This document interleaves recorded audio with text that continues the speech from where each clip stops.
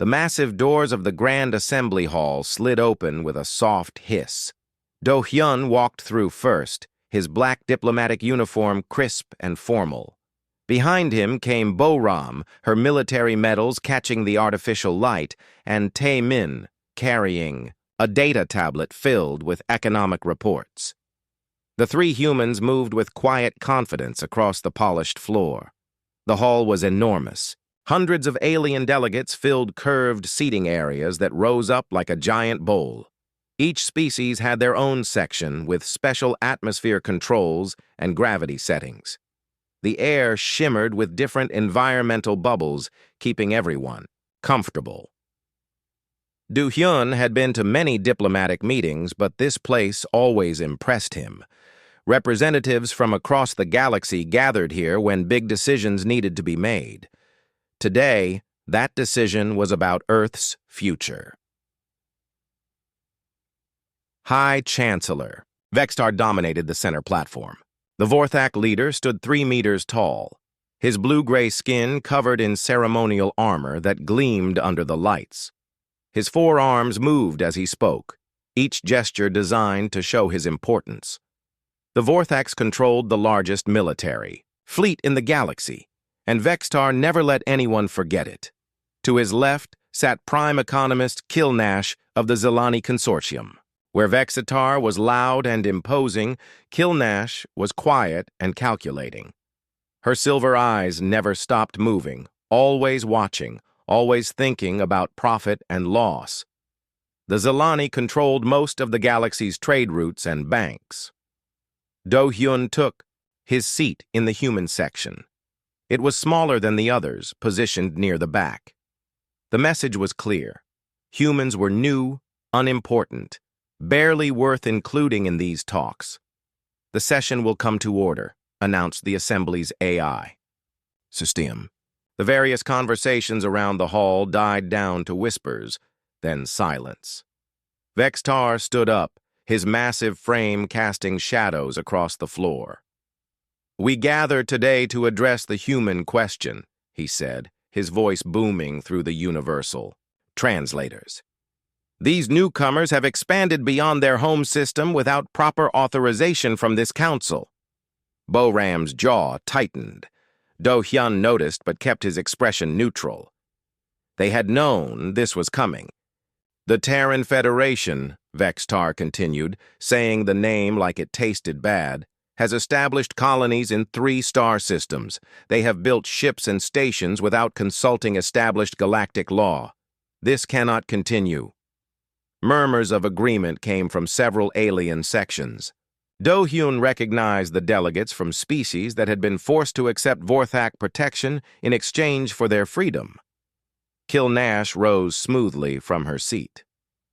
"The economic implications are equally concerning," she said, her voice calm but sharp. "Humans have begun independent mining operations and trade agreements. They bypass established commercial networks. This destabilizes carefully maintained market balances. More murmurs, these ones worried.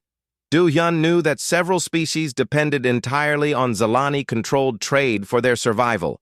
Therefore, Vextar announced, spreading all 4 arms wide, "This council offers humanity a choice. Accept tributary status under our guidance or face complete isolation from galactic civilization." The hall fell silent. Every translator had stopped working for a moment, as if the AI system itself was shocked by the directness of the ultimatum. Do-hyun felt Bo-ram tense beside him. Tae-min's fingers moved quickly across his tablet, no doubt calculating what such an ultimatum would mean for Earth's economy. "The terms are generous," Kilnash added, though her tone suggested she thought they were too generous. "Humanity will surrender 40% of all extracted resources to the Council for proper distribution. Human ships will be limited to designated travel corridors. All new colonies must receive Council approval before establishment." "In exchange," Vexatar said, sounding like he was offering a great gift, "humanity will receive Council protection and access to established trade networks. Your species will be guided by those with centuries more experience in galactic affairs. Do-hyun stood up slowly. The movement drew attention from across the hall. Several delegates leaned forward, curious to hear how the humans would respond. Honored. Representatives, Do-hyun said, his voice carrying clearly through the hall's acoustics. These terms require careful consideration. The Terran Federation values its relationships with all galactic civilizations. There is nothing to consider, Vextar interrupted, his voice sharp. You are a young species. You have been in space for less than a century. We have maintained galactic peace for millennia. Accept our guidance or learn why isolation is feared throughout the galaxy. Several alien delegates shifted uncomfortably. Do-hyun noticed that representatives from smaller species looked nervous, while the major powers seemed confident. Bo-ram leaned close to Do-hyun's ear. Sir, the tactical implications— I understand, Colonel, Do-hyun said quietly, using Bo-ram's military rank to remind her they were being watched and recorded. Taemin looked up from his tablet. Ambassador, he said carefully, the economic projections are significant. Do-hyun nodded. He looked around the hall, making eye contact with delegates from different species. Some looked away immediately. Others watched with interest. How long do we have to consider these terms? Do-hyun asked. 1 standard solar cycle. Kilnash replied immediately. 24 hours as you measure time. This is more than fair for such a straightforward decision. Straightforward, Bo-ram muttered under her breath. The terms are final and non-negotiable, Vexitar added. Accept council authority or discover what happens to species that refuse galactic civilization. The threat hung in the air like smoke. Do-hyun saw several smaller species delegates nod their heads, clearly remembering their own forced submissions to council power. We appreciate the council's offer, Do-hyun said carefully. The Terran Federation will provide our response within the specified time frame. See that you do, Vextar said, settling back into his seat with obvious satisfaction. This session is concluded. The humans have 1 day to make the only sensible choice available to them. The AI system announced the end of the session, and conversations immediately broke out across the hall. Do-hyun gathered his team and moved toward the exit. As they walked, he could hear bits of conversation from various alien groups. Never seen such arrogance from a young species. 40% is generous, should have demanded 60. What choice do they have, really? Isolated species never last long. The human delegation reached the exit. As the doors closed behind them, Do-hyun finally allowed himself a small smile. Sir? Bo-ram asked, noticing his expression. Colonel, I think it's time we showed them exactly what choice we have, Do-hyun said. Contact Earth. Tell them the council has made their position very clear. And our response, sir? Do-hyun's smile grew wider. Tell them we're ready to proceed with silent partners. Taemin looked confused, but Bo-ram nodded with understanding. The real negotiation was about to begin, and the council had no idea what they had just started. The human quarters on Nexus Station were much smaller than the spaces given to major council species. 3 simple rooms connected by a narrow corridor, with basic furniture and standard atmospheric controls. Do-hyun had requested the modest accommodations on purpose. Let the aliens think humans were grateful for whatever scraps they received. Bo-ram sealed the door behind them and activated a small device from her uniform pocket. A soft blue light swept across the walls, ceiling, and floor. We're clean, she announced. No listening devices, no surveillance feeds. The room is secure. Sujin was already at the communications console, her fingers dancing across holographic controls. The young officer had been chosen for this mission specifically because she looked harmless. Most aliens saw her small frame and quiet manner and dismissed her as unimportant. They had no idea she was one of Earth's best intelligence specialists. Establishing encrypted link to Earth, Sujin reported, using the new quantum channels. Even if they detect the transmission, they can't break the encryption. Do-hyun removed his formal diplomatic jacket and rolled up his sleeves. The time for ceremony was over. How long until connection? 30 seconds, sir. President Jae-sung and Defense Minister Hee-won are standing by. The holographic display shimmered and resolved into two familiar faces. President Jae-sung looked tired but alert, sitting in his office in Seoul. Beside him, Defense Minister Hee-won wore her military uniform, her expression serious. "Ambassador," the president said without preamble. "Report." "They took the bait completely," Do-hyun replied. "Vextar and Kilnash delivered exactly the ultimatum we expected. 40% tribute, restricted travel, complete submission to council authority." "Timeline?" Hye-won asked. 24 hours to respond. They're so confident in their position that they're not even pretending to negotiate." Jae-sung nodded grimly. "And the reaction from smaller species?" "Fear," Bo-ram interjected. "Pure fear. They remember what happened when they tried to resist council demands. Most of them think we're about to be crushed." Taemin pulled up his economic data on a secondary display. "Sir, I've been analyzing their trade networks during the session. The Zilani control is even more complete than we thought. They've created dependencies so strong that most species can't survive without council approval. Which makes what we've accomplished even more impressive," Soo-jin added with a slight smile. Do-hyun turned to face the secure display showing Earth's leadership. "Mr. President, request permission to proceed with the revelation phase." "Before we do that," Hye-won said, "confirm our assets are in position." Bo-ram activated her tactical display. A three-dimensional map of the local galactic region appeared, filled with glowing dots representing star systems, trade routes, and fleet positions. "All silent partner species report ready status. Our hidden bases are fully operational. The Council still believes we control 3 systems." She gestured, and the display zoomed out dramatically. Instead of 3 small dots representing human territory, 57 star systems now glowed with human presence indicators. 57 confirmed systems with active human operations, Bo-ram continued.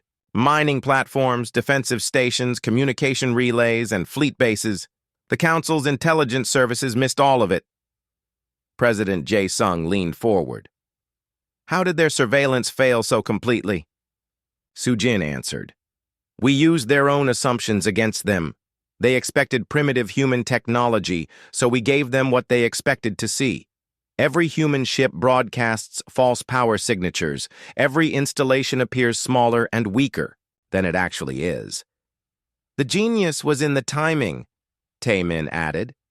"We established relationships with oppressed species before we ever made contact with the Council. By the time the Vorthax and Zilani noticed humanity, we already had 37 allies providing resources and intelligence." Do-hyun activated another display showing trade flow charts. "The Council thinks they control galactic commerce, but look at these numbers. Our allied species have been quietly redirecting trade through human-controlled routes for 2 years. The data was staggering.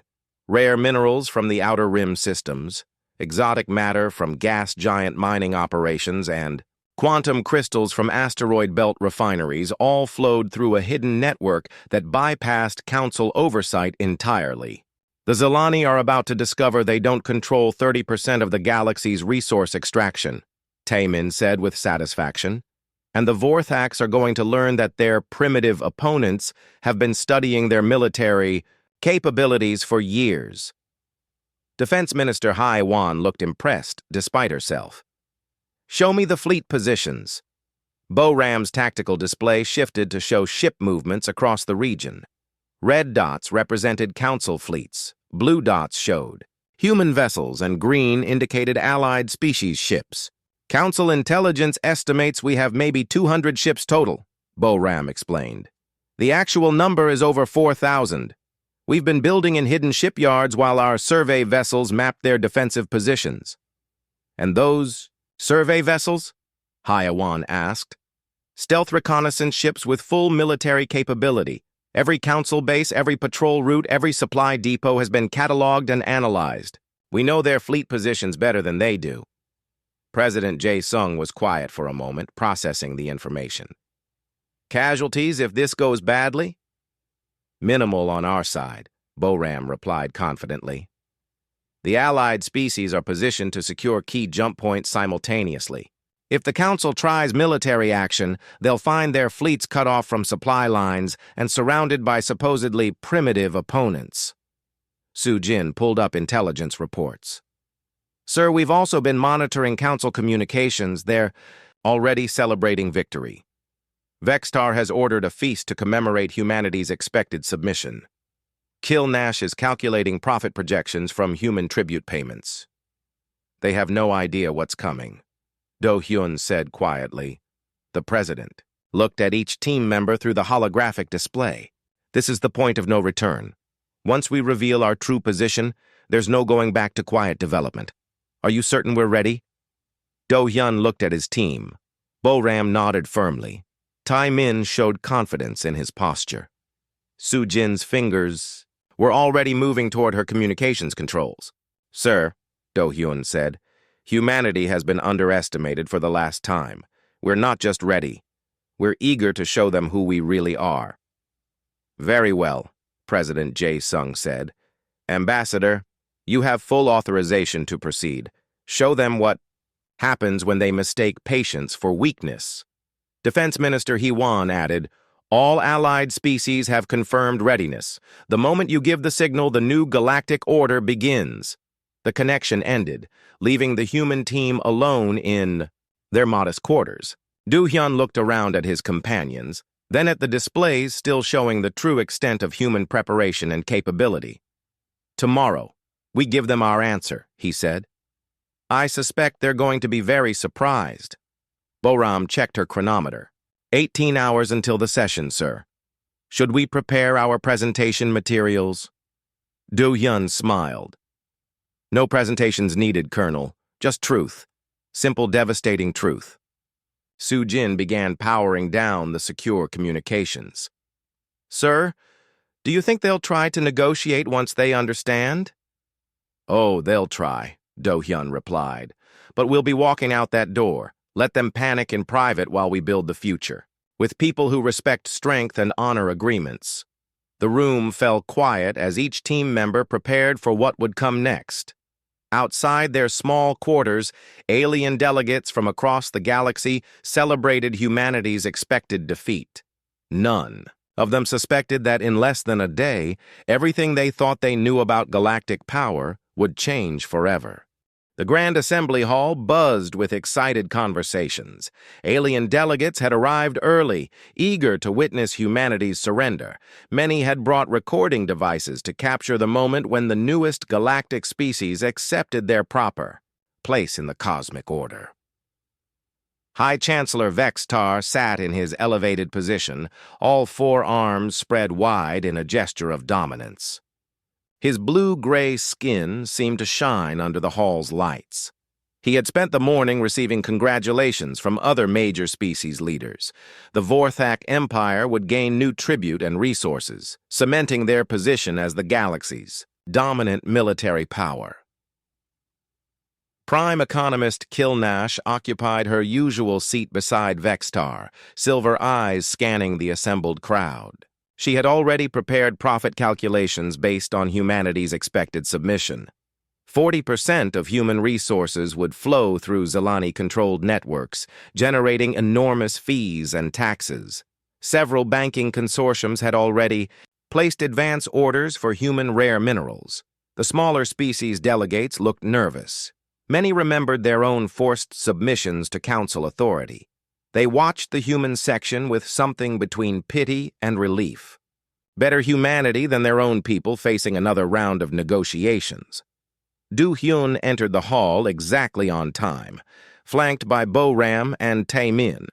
The human delegation moved with the same quiet confidence they had shown the previous day.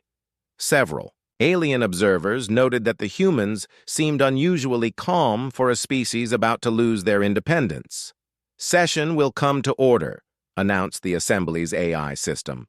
The conversations died down to whispers, then silence. Every delegate in the massive hall focused their attention on the human section. Vextar stood slowly, savoring the moment. The Terran Federation has had sufficient time to consider our generous terms. Ambassador Do-hyun, present your species' decision to this council. Do-hyun rose from his seat and walked to the central speaking platform. His footsteps echoed in the silent hall. He reached the podium and looked out at hundreds of alien faces, all expecting to hear words of submission and gratitude. Honored representatives, Do-hyun began, his voice carrying clearly through the universal translators, humanity has carefully considered your offer.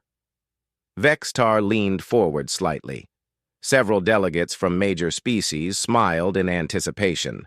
We respectfully decline. The words hit the assembly like a physical blow. For a moment, complete silence filled the enormous hall. Then the chaos began. What? Vextar roared, his voice booming through his suit's amplifiers. He slammed one massive fist on his platform's control panel, causing sparks to fly. You cannot decline! You have no choice in this matter! Alien delegates throughout the hall began shouting in dozens of languages. The translator system struggled to keep up with the overlapping voices of outrage and disbelief. Do-hyun waited for the noise to die down before continuing. As of this moment, the Terran Federation withdraws from all Council-mediated agreements, trade relationships, and territorial accords. This is insanity. Kilnash's usually calm voice cracked with emotion. You are a three-system species with no significant military. You cannot survive without Council protection. Do-hyun smiled coldly. 3 systems?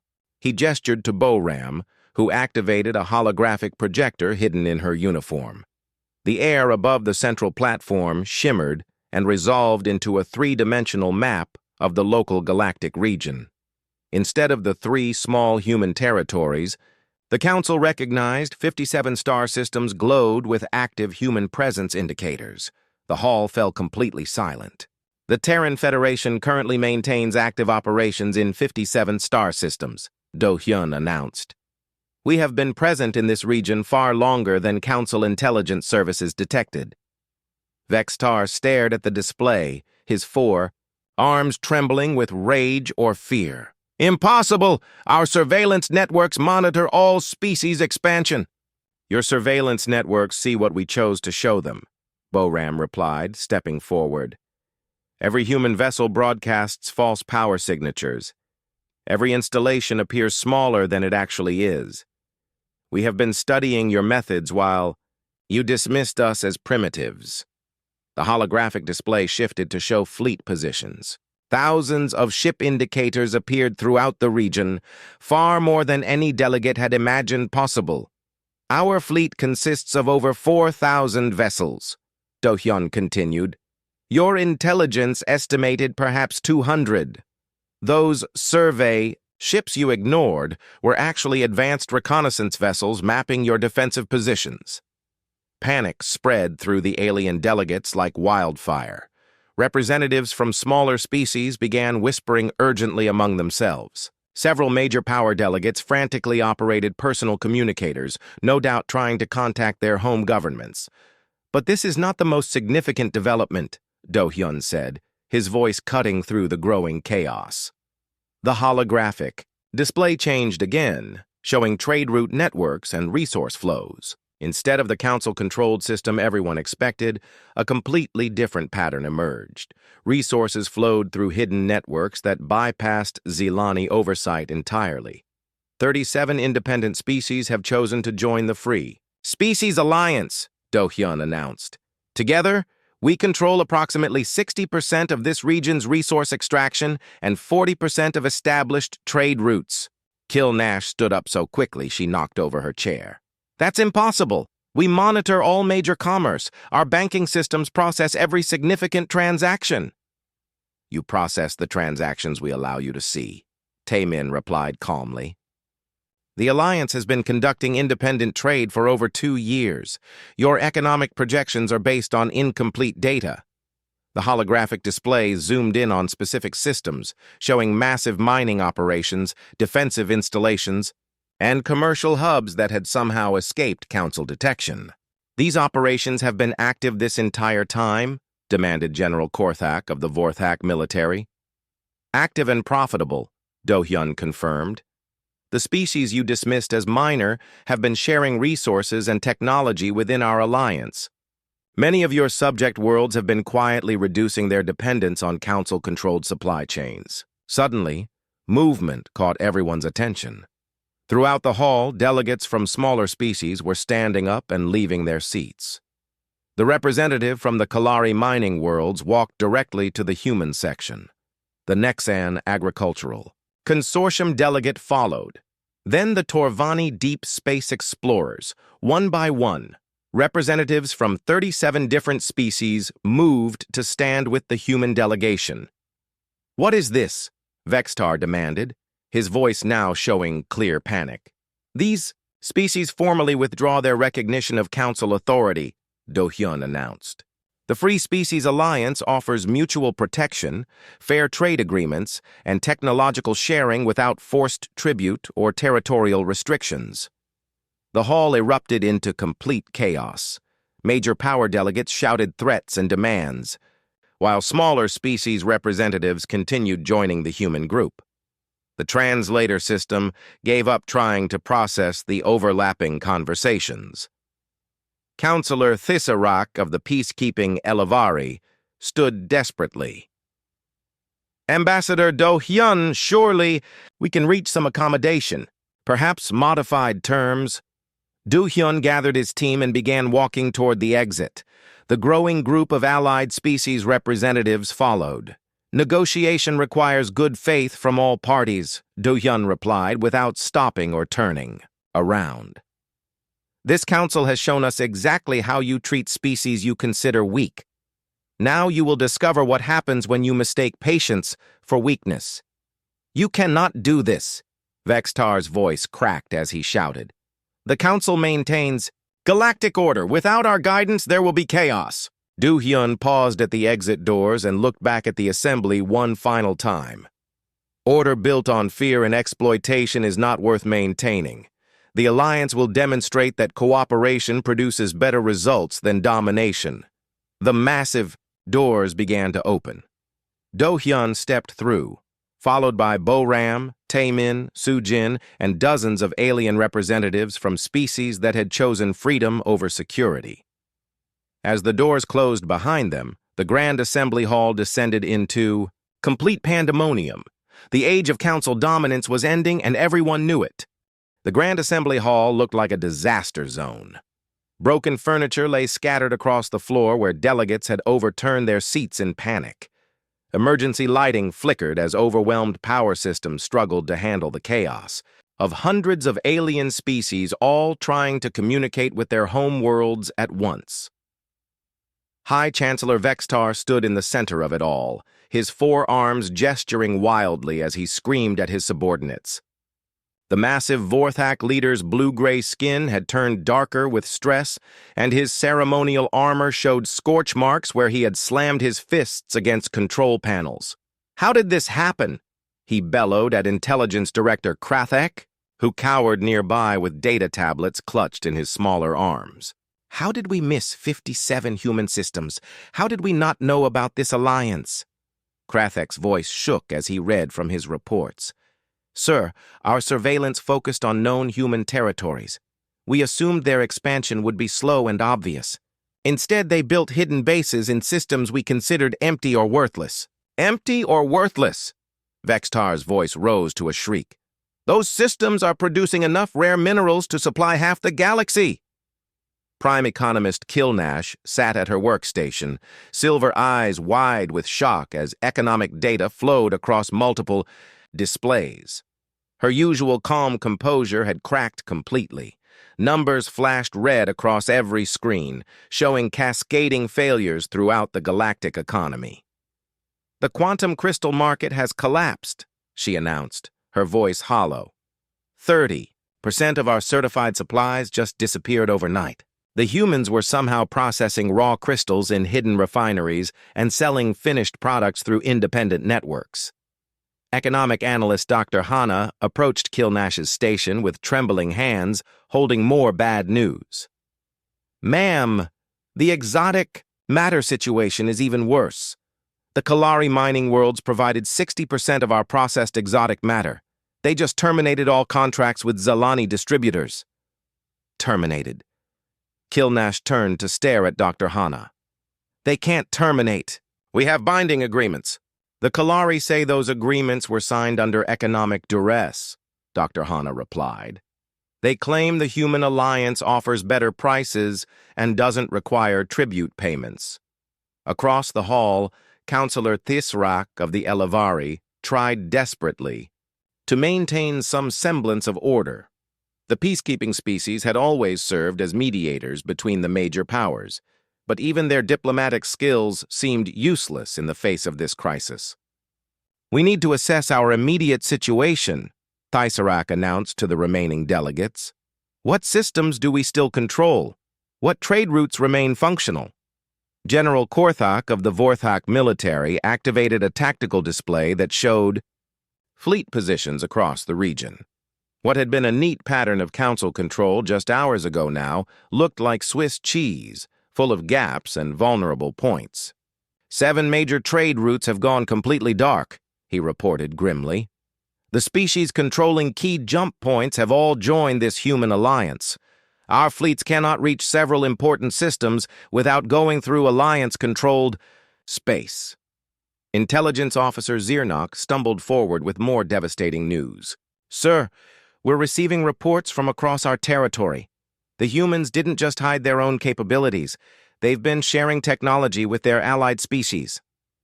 What kind of technology? Vextar demanded. Defensive systems, primarily. Shield generators, point defense networks, sensor jammers. Zirnok's voice got quieter with each item.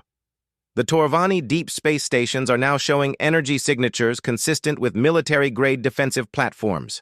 The Torvani don't have military technology, Kilnash protested. They're explorers and researchers. Not anymore, Zirnok replied. Neither do the Nexan agricultural worlds, but they're broadcasting from what appear to be heavily fortified orbital installations. Dr. Hannah looked up from her economic projections with pure terror in her eyes. There's something else. The food shipments. Everyone in the hall turned to look at her. Food distribution was handled so efficiently by automated systems that most delegates never thought about it. The Alliance controls 60% of our food imports, Dr. Hana announced. The Nexan Agricultural Consortium was our largest supplier of protein supplements. The Valeth Ocean Worlds provided most of our algae-based nutrition products. They've all joined the Human Alliance. The hall fell completely silent. Even the most arrogant species understood what that meant.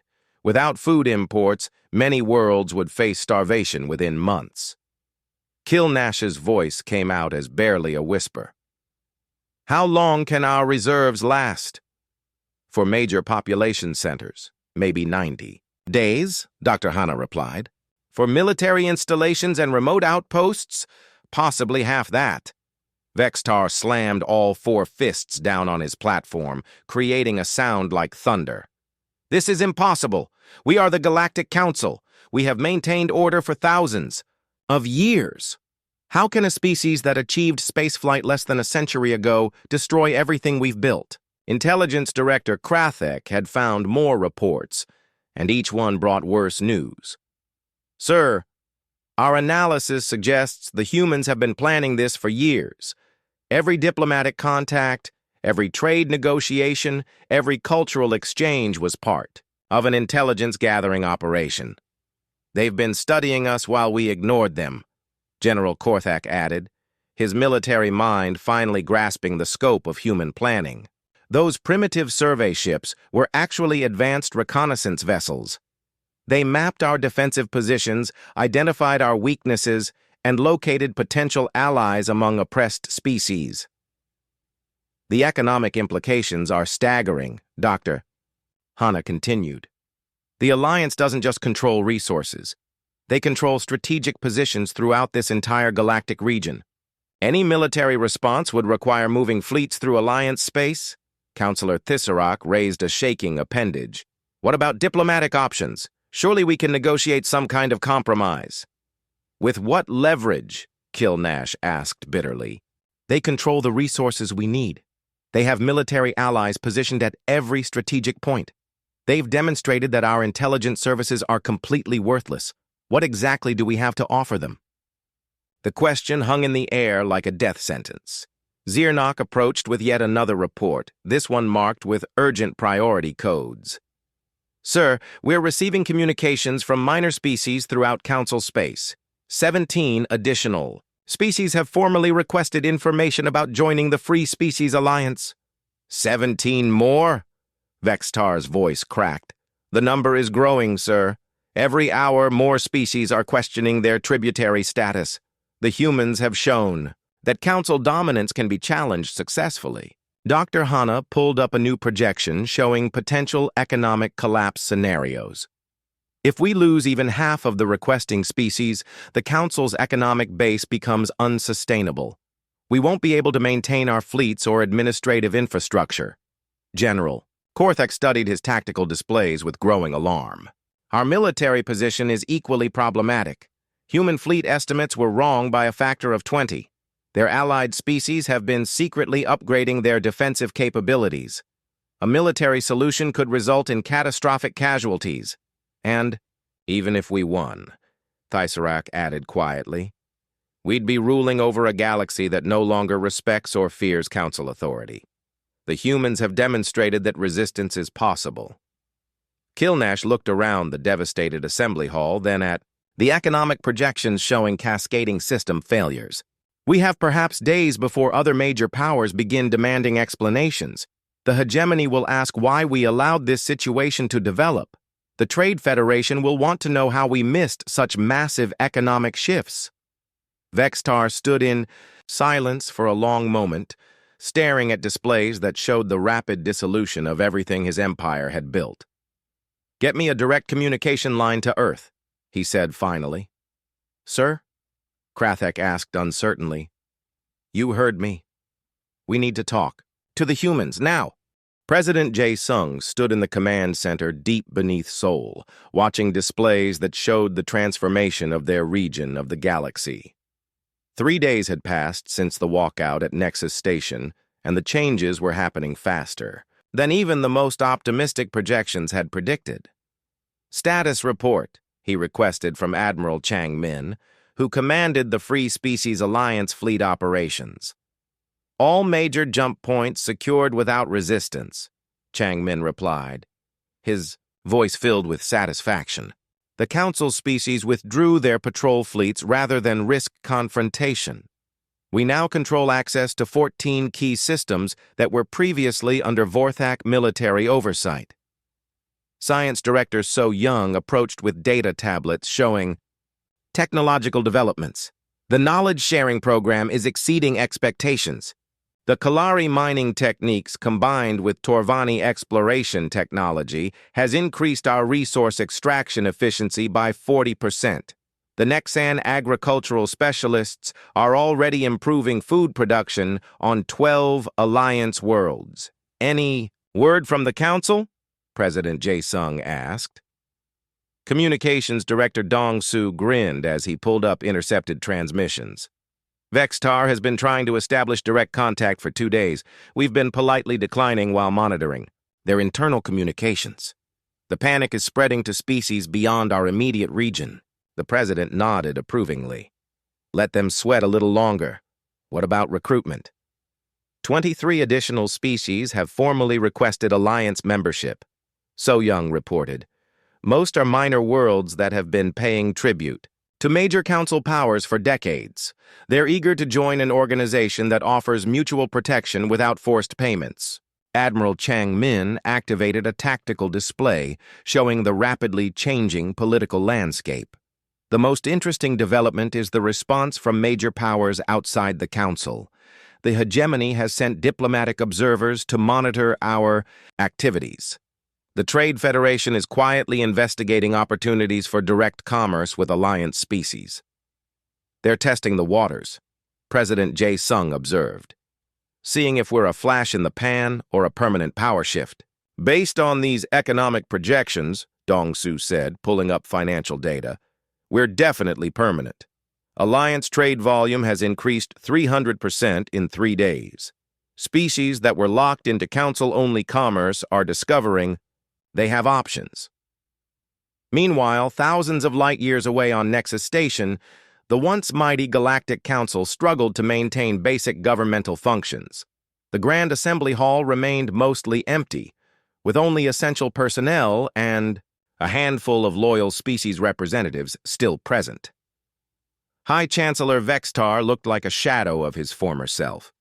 His ceremonial armor was gone, replaced by simple functional clothing. The massive Vorthak leader sat slumped in his chair, staring at displays that showed system after system declaring independence or requesting alliance membership. "How many today?" he asked wearily. Intelligence Director Krathek consulted his reports with shaking hands. 11 more species have formally withdrawn recognition of Council authority. 5 others have submitted inquiries about alliance membership requirements. Prime. Economist Kilnash worked frantically at multiple displays, trying to prevent complete economic collapse. Her silver eyes were bloodshot from lack of sleep, and her usually perfect appearance showed signs of stress. "The credit markets are in free fall," she announced. "Alliance species are withdrawing from Zilani banking systems and establishing independent financial networks.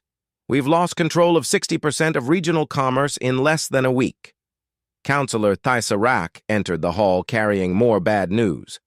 "The Elivari Peacekeeping Council has voted to establish diplomatic relations with the Free Species Alliance. We're no longer considered the sole legitimate authority in this region."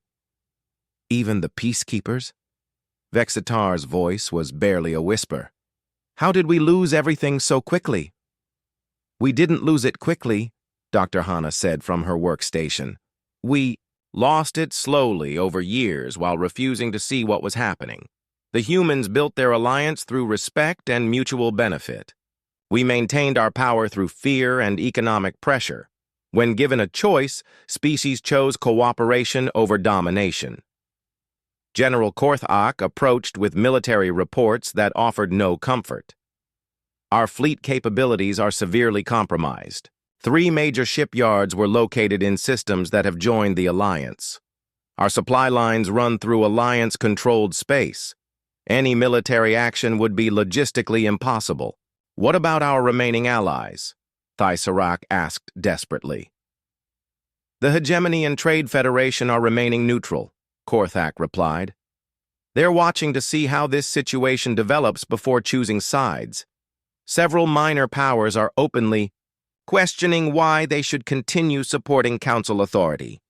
Vextar stood up slowly, his massive frame no longer imposing, but merely tired. "Prepare a formal communication to Earth. It's time to discuss terms." "Terms for what, sir?" Krathek asked. "Survival," Vextar replied simply. Back on Earth, President Jae-sung received the formal communication request from the Council. He sat in his office with Defense Minister Hyeon and Ambassador Do-hyun, who had returned from Nexus Station with reports of complete success. "They want to negotiate," Hyeon said, reading the Council's message. "Vextar is requesting formal diplomatic talks to establish new relationships between the Council and the Alliance." "Relationships," Do-hyun repeated with amusement. 3 days ago they were demanding our submission. Now they want relationships." President Jae-sung considered the request carefully. "What are our terms?" "Full recognition of Alliance sovereignty over our claimed territories," Do-hyun replied immediately. "No tribute payments or forced resource sharing, open borders for peaceful commerce and travel, and most importantly, formal recognition that the Alliance has equal status with the Council in galactic affairs. That's everything they refused to consider before," Hyeon observed. "The difference is leverage," President Jae-sung said. "They need us now more than we need them." Communications Director Dong-Su entered with an update from Alliance Monitoring Stations. "Sir, we're detecting mass communications across former Council space. Species are sharing information about Alliance membership benefits and application procedures. The recruitment process has become self-sustaining. How many now? The president asked. 43 confirmed members, with 67 more in various stages of application review, Dong-Su replied. At this rate, the Alliance will represent the majority of species in this galactic region within months. Admiral Changmin pulled up strategic projections. The military implications are staggering. Combined Alliance fleets now outnumber remaining Council forces by a significant margin. More importantly, Alliance species control the strategic positions that make large-scale fleet movements possible. Science Director So Young added her analysis. The technological sharing program has accelerated beyond our wildest predictions. Alliance species are contributing specialized knowledge that's advancing our overall capabilities exponentially. We're not just politically stronger, we're becoming technologically superior. President Jae-sung walked to the window overlooking Seoul, where the lights of a thriving civilization stretched to the horizon. Draft our response to the Council's request, he said finally. We'll agree to formal negotiations. Sir? Do-hyun asked, surprised by the quick agreement. We're not the same species that walked into that assembly hall a week ago, the president explained. We're no longer fighting for recognition or respect. We're building the future, and that future includes finding a place for species that are willing to abandon dominance in favor of cooperation. And if they refuse to change? Hae-won asked. President Jae-sung smiled. Then they'll discover what it feels like to be a minor power in someone else's galaxy. The new age had begun, and humanity stood at its center, surrounded by allies who had chosen freedom over security, cooperation over submission. The Council could adapt to this new reality or be left behind by it. The choice, for once, was entirely theirs.